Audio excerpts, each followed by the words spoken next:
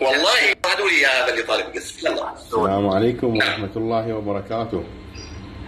تفضل. عندكم سؤال وأنا أسألكم سؤال. تفضل يا ضيف. أنا راح أسألكم سؤال، أقول لك خالك معاوية مات كافرا على غير الإسلام كما يقول شيخ البخاري علي بن الجعد الآن خلينا نقول لك اهدى يا ابني، اهدى يا ابني، اهدى. خلص نحن سمعنا سؤالك. خاننا معاوية مات على غير دين الإسلام، أين الرواية؟ تفضل لو سمحت، في أي كتاب؟ هي مو رواية، هو فتوى وحكم من أحمد بن حنبل ودلوي يلا والنيسابوري. وين موجودة في أي كتاب؟ ما عندنا إشكال يا رجل، لك يا أخي فهمنا، هي فتوى وحكم.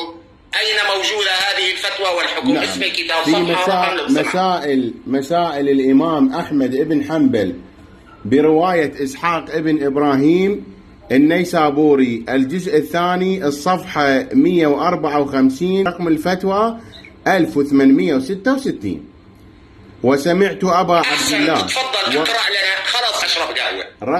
رقم الفتوى 1866 يقول: وسمعت أبا عبد الله. اقرأ لنا السؤال. اي يا ضيفنا الكريم.